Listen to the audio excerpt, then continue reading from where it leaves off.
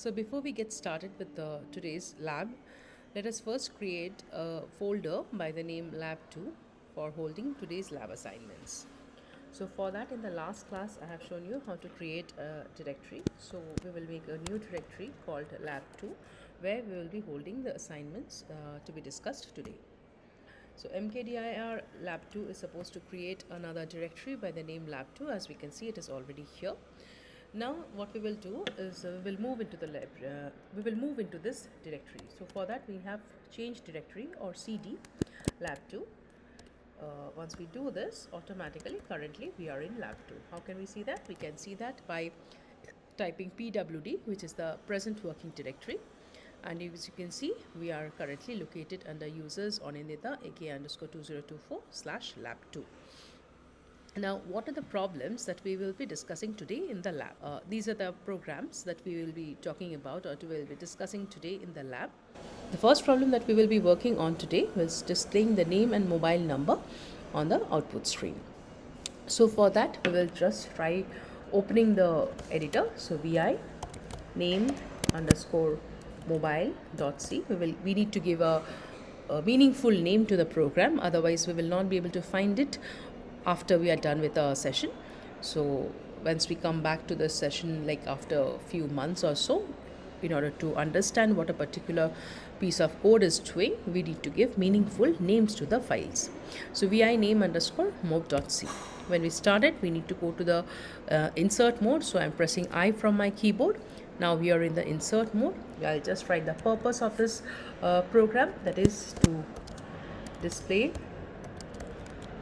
name and mobile number.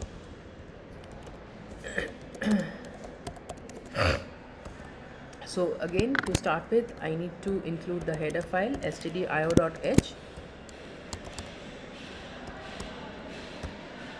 int main, and inside the main function I need to write two printf statements.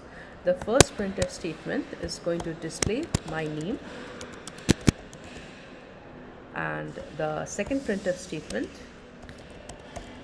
is going to display my mobile number. So let the mobile number be 123456789. As we know, it's a 9-digit number. Okay, so that's all. Now since we are using int main, we need to return 0. So that's all about it. So let's execute it, or let's compile it and see what we get, and accordingly we will look forward to execute it. So I just saved and quit from the vi editor. So now in this directory I have got the file name_mob.c. My purpose will be to compile it. So I am giving the gcc file name.c. Then I want to create a explicit executable file for this particular code. So I will just write the name of that executable file as name_mob. So with that, when I hit enter, I am supposed to get the compilation done. There has been no errors. That is why I have directly got the prompt itself.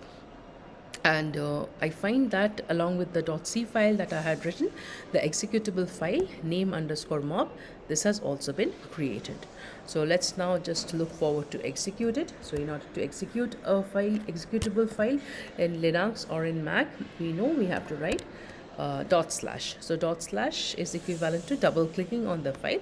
So here we are writing /name_mob. That's equivalent to double clicking on name_mob. So when I hit enter, as you can see, it is showing me my name and my mobile number. Okay, now we could have also done the same thing without using two printf statements. In that case, all we needed to do is something like this. I will just skip the next printf statement, and if I do something like this, if I write something like this, that is one \n in between the name and the mobile number, this would have done the same job as well. So I'll just save it once more, escape:\wq, and I'm going to compile that once again. Done. Now I'm going to execute it once again, and yeah, see, I have got the same output. So this was the first problem for today's assignment, that is displaying the name and the mobile number to the output screen. Our next problem for today, that is the problem number 2, is going to be that we have to take a number as input from the user and we need to display it to the screen. So let's start. So vi read underscore int dot c. So why am I giving this name read underscore int dot c? Because I'm trying to read an integer from the keyboard. So again, going to the insert mode, I'll write the purpose of this file: to read an integer from the keyboard and display it. So to start with, again, I need the header file stdio.h int main. Now, when I'm talking of taking an integer from the keyboard, it's like asking something from someone. Now, if I want to ask for some water from someone, I need to have a container where people are going to give me that water. So I need to carry a jar or a glass or a tumbler or something of that sort. So that is what we refer to as a variable. So when I'm asking the user to provide me with an integer as input, I need a container which should be capable of holding an integer. That is why I need to declare a variable of type integer. So let's call the variable int num. This num variable is supposed to hold the value that will be provided as input from the user. And what I have written here, this is what we call the declaration of the variable. Now, after we have declared the variable, the next thing that I would like to show you here is I want to show you what value is this variable holding at this point of time. So for that, I will write printf the value \n value of num is %d, num. Finally, return 0. Let's see what exactly num is holding at this point of time. So gcc readint.c -o readint. Enter. Once I do that, let me see. I'll just execute it. So /readint, enter. So you can see this value of num is not something meaningful to us. Now, what is this value? This value is what we call the garbage value. Now, how did this value get stored in this specific location?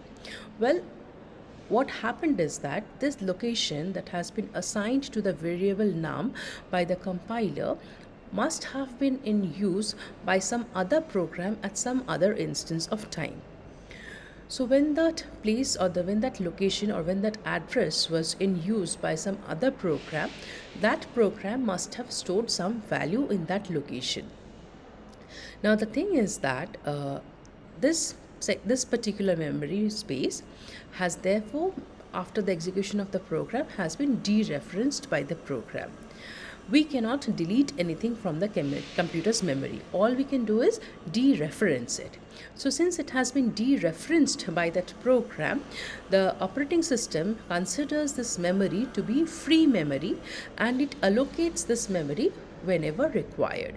So when we requested the operating system to provide us with the space of an integer, of storing an integer value, it has provided us this space and the num variable name got associated with it.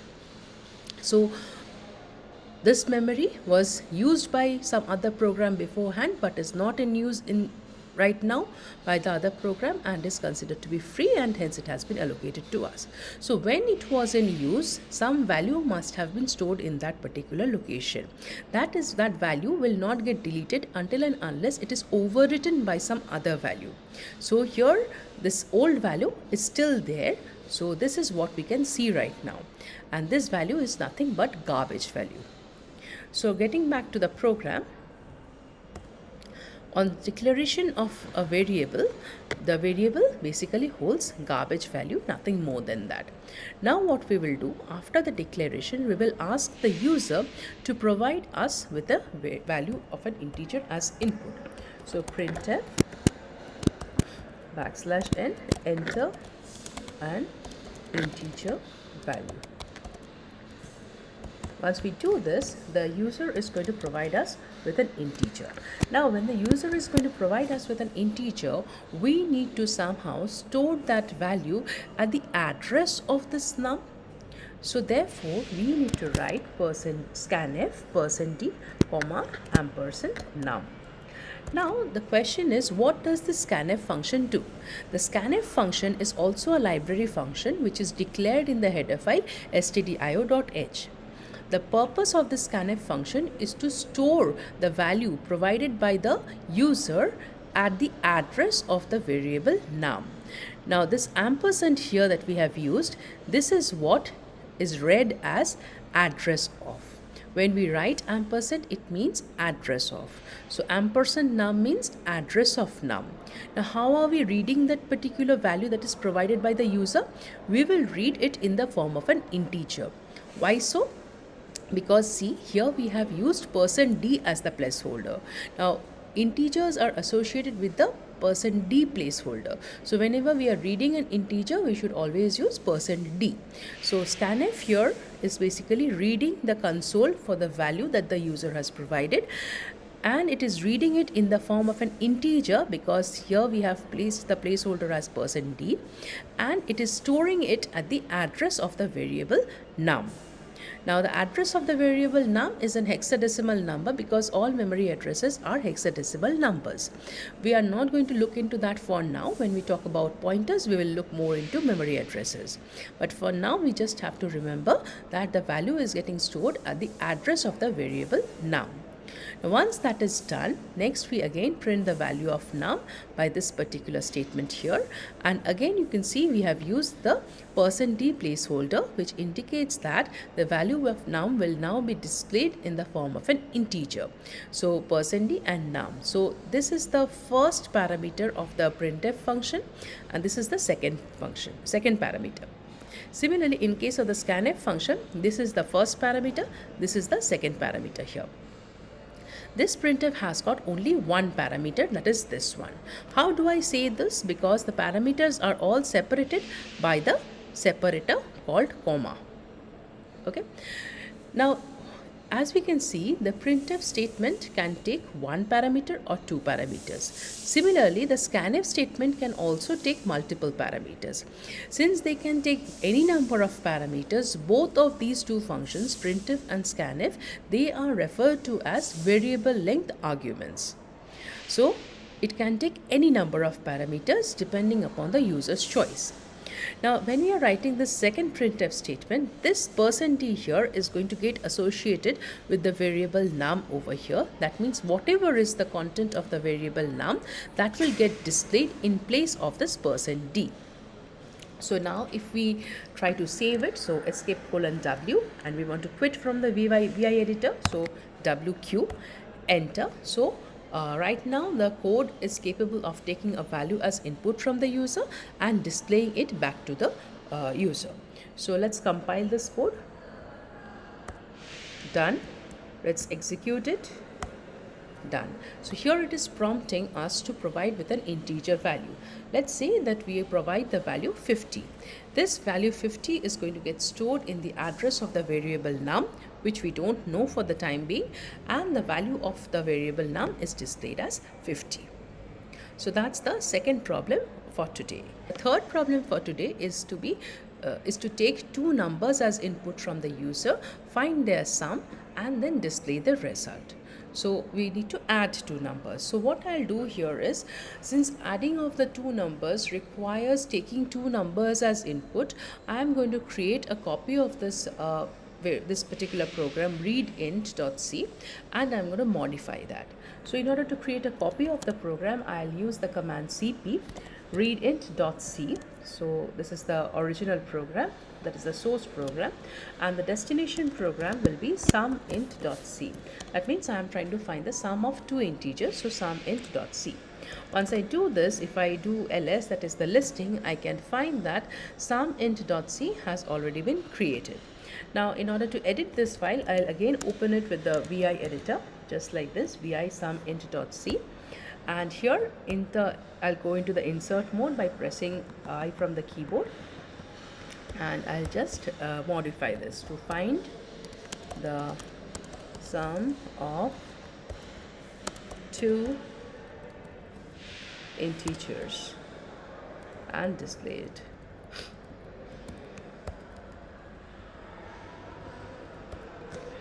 So what do I need to do here is I need to get hold of more than one variables. I need num1 and num2 to store the two variables, so the two numbers that I'm taking as input from the user. Apart from this, for now I will be using a third variable called sum, which will be holding the sum of these two numbers and which will finally get displayed to the user. So when I'm asking the user to provide some values, two numbers, I'll modify this statement. So enter two integer values. So I'm asking the user to provide me with two numbers. Now since the user is going to provide me with two numbers, now I am going to give two placeholders inside the scanf function. Note that these two placeholders are not separated by any space or comma or nothing. These two will be placed consecutive to one another without using any kind of separators. And when I am talking about the location or the addresses where the values will get stored, I need to give the values as, or I need to write the addresses as address of num1 and address of num2. This is what it is going to be. After this, what we will do, after this we need to compute the sum of the two variables. So when we do that, so sum will be equal to num1 plus num2, and then finally we display the value of sum as sum. Okay, so finally the value will get displayed. So I'll just save it, escape colon WQ, enter. Now I'll compile this. So GCC sumint.c minus o sumint, enter, /sumint, asking for two values. Let the values be 5 and 8 respectively. The sum is going to be displayed as 13. So our code is working fine. Now I will show you one more step where I can avoid using this third variable, that is sum. So I will just skip this declaration of the variable sum, and I will also skip this particular statement here. Once I have got num1 and num2, I can display the value of the sum of the two variables in this format. So sum is %d, and in place of sum what I can write is num1 plus num2. Now what the printf function does is that if there is any expression from the second argument onwards, it executes the statement from right to left. So firstly it is going to compute the summation of num1 and num2, and it is going to replace the placeholder with the value of the sum. Okay, in such cases we don't need the third variable, that is sum. So let's save this one and come out. Again let us compile it. Let us execute it. So the two values I want to enter are 5 and 8. So you can see the sum is still 13. So it is working. So sum of two numbers, that is also working fine. Now we want to modify this code to find the quotient and remainder of two numbers. So cp sumint.c space div underscore int dot c. So it's going to get copied. Now I'm going to open the file div int.c. Our purpose here is to take the divisor and the dividend as input, that is take two numbers as input and divide one by the other. Also display the quotient and remainder. To find the quotient and remainder when an integer divides another and both of them are taken as input from the user. So I'll just delete this part and I'll make it a multi-line comment. Okay, so that means what? Here what do we need? We need again the divisor. So I'm writing that as divisor. I also need the dividend, which we will be providing as input from the user. Along with that, I need the quotient, another variable, and I need another variable called remainder, because these are the four variables we will be requiring. Now, from asking for values from the user, enter two integer values as divisor and dividend. So I'm going to take them as divisor and dividend. Next thing that I need to do here is I have to perform, or I have to find the value of the quotient. So quotient will be equal to dividend by divisor. And how do we get the remainder? Well, remainder can be found by using the modulus operator. This is another operator which finds the remainder when one integer divides the another. So here I will write dividend modulus divisor. Now the modulus operator works only for integers. In case of floating point division, or when you are dividing two floating point numbers, in that case the quotient itself is going to be a floating point number. So the quotient is a floating point number, and we are adding values after the decimal point only to keep the remainder as 0, or only to make the remainder as 0. Hence the modulus operator does not work for floating point numbers or floating point division. It works only for integers. So we have found the quotient and we have found the remainder. Now we need to just display them. So how do we do that? We will come back here. So we will write quotient is %d and remainder is again %d \n. I'll just give here for beautification, and here I'll write quotient comma remainder. Now note the interesting thing over here. Here we have got two placeholders. One is over here, this %d, and then there is another %d over here. So that means in this printf statement, this entire part is basically the first argument. Quotient here is the second one, and remainder is the third one. So this %d is going to get mapped to the second argument, that is the quotient, and this %d here is going to get mapped to the remainder. So after this we return 0, and that's it. That's all with our program. So let's just now execute it and see what we get. So escape:\wq. I have saved it. Now what we need to do is we need to compile it. So gcc div int.c -o div_int, hit enter. So our compilation is successful. /div_int. When we hit enter, it's asking for two integer values. First one will be the divisor, second one will be the dividend. Let the divisor be 5 and the dividend be 7. So when we divide 7 by 5, we get the quotient as 1 and the remainder as 2. Let's try it again. Let's put it the other way around. That means let's divide 5 by 7. So I'll give divisor as 7 and dividend as 5. When I do that, see that the quotient is coming as 0, because 7 is greater than 5. So the quotient is going to be 0 and the remainder comes as 5. Our next problem will be to modify this code such that we can divide two floating point numbers and get the outcome.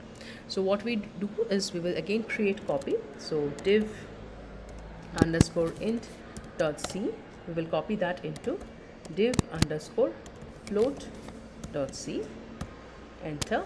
So vi div_float.c, enter. What we will do here is, instead of taking integers, we will make them as floating point numbers. So to find the quotient and remainder when a floating point number, when a float divides another, and both of them are taken as input from the users. So when we try to do that, then automatically there will be no remainder, because in case of a floating point division, it's always the quotient which has got the complete value. So we will make them as float. Now we will be again taking the divisor and the dividend as input from the user, but this time they are floating point numbers, so we have to use the %f placeholders. And then we find the quotient, which will be again dividend by the divisor, but remainder is now out of the question, so we will just remove this statement from here. And finally we are going to just display what is the quotient. So remainder is not going to be there, so quotient is %d, and we will just remove this remainder. Remainder is no longer there, sorry. So that's it. So let's save it and compile it. So gcc div underscore float.c, enter. Okay, there is some issue. Format specifies int, yes. What is the issue? See, quotient, we have declared it as a floating point number, and when we are trying to display it, we are using the %d placeholder because it was initially an integer. So now what it needs to be done is we have to convert this plus %d placeholder to %f because quotient is a floating point number. So let's open it again and do the necessary correction.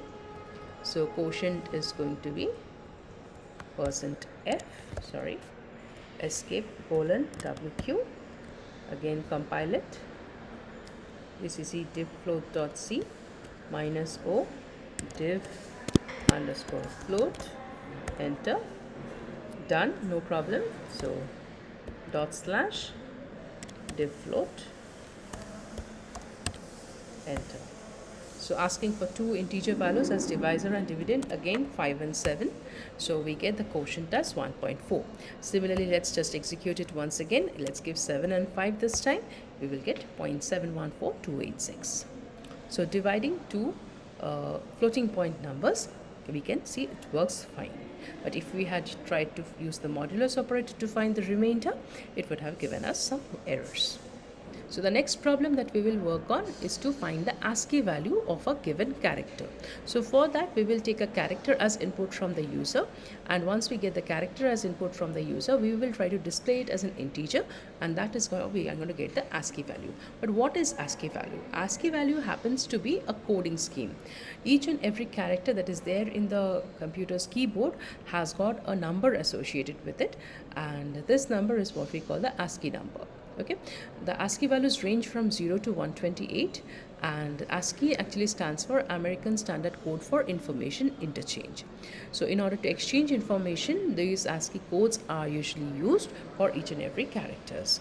So I'm not going to go into the details of ASCII characters. I'll just show you how to get hold of the ASCII character, ASCII value of each and every character that is there in your keyboard.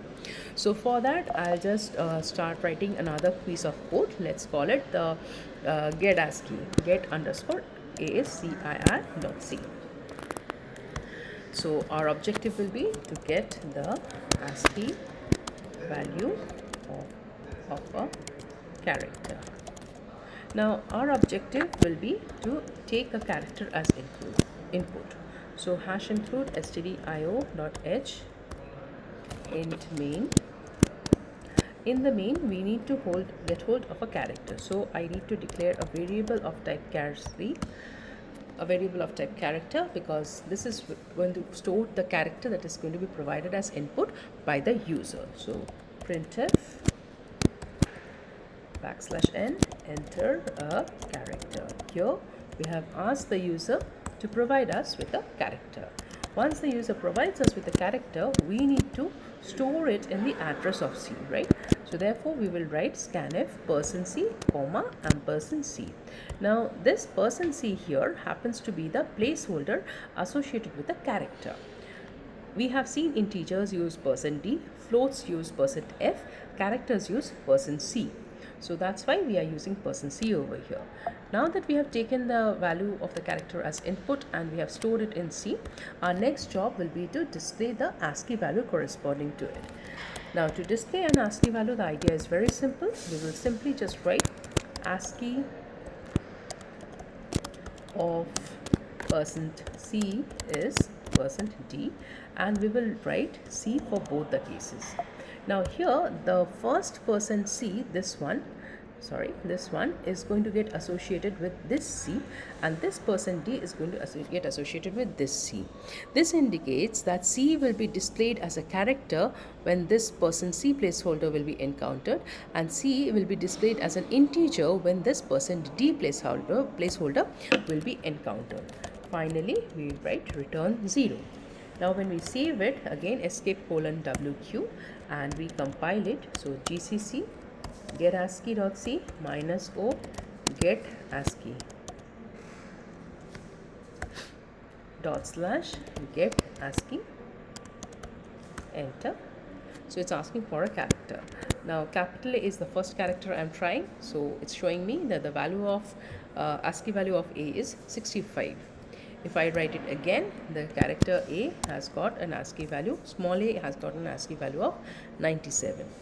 If I again compile it and I give space bar and enter, it's showing that the ASCII value of space is 32.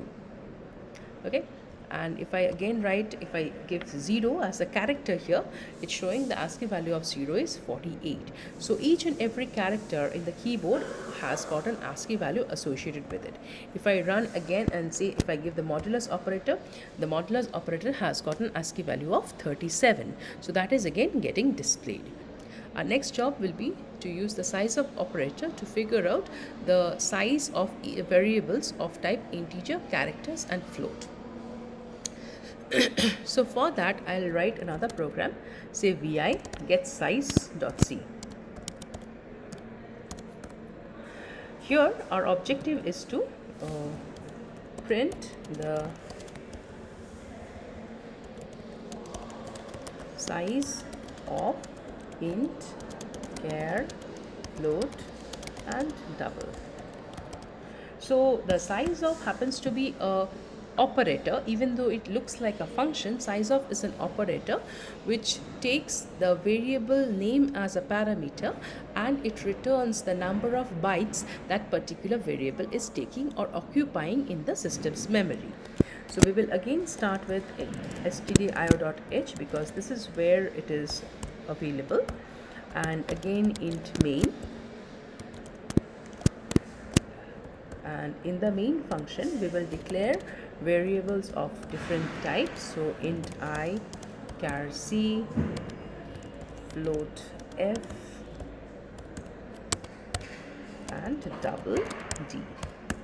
Now we will write the printf function and we will just display the size of each and every variable. So size of int is %d \n, size of char is %d, comma or \n, size of float is %d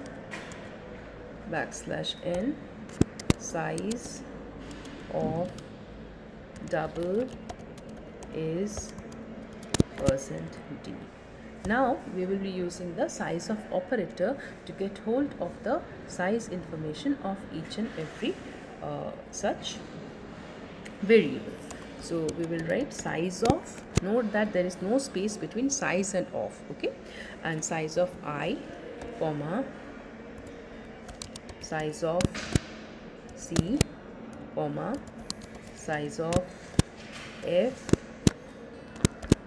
comma, size of d. And obviously this line has to end with a semicolon. Sorry, it has to end with a semicolon. Fine. So with that, let us end with return 0. Once we do that, now escape :WQ, that is we are saving it, and let's compile it. So get size.c -o get underscore size. So it is saying, it is giving me an error. It is saying that the size of operator does not return an integer. So it is specifying here that format specifies integer, but the argument type is unsigned long. So here I have specified %d.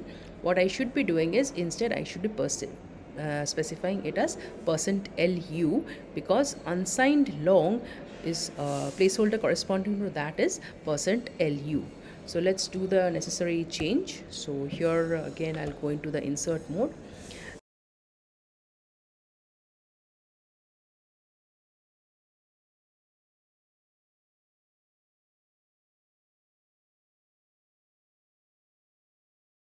So that's it. Again, let's save the change, let's get it compiled, and let's get it executed.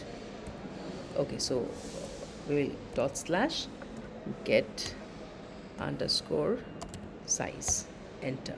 So as you can see, the size of int in my machine is 4, size of char is 1, size of float is 4, and the size of double is 8. And by this 4 1 4 8 I mean 4 bytes, 1 byte, 4 bytes, and 8 byte. Okay, so that's how the individual data types are going to take that much amount of space in this particular machine. So whenever you get a new environment to work on, it's always advisable to get hold of this particular information about which variable type is taking how much amount of space. This information should be available with you, or you should get hold of this information right before you start coding in the new environment. With that, we come to the end of today's session.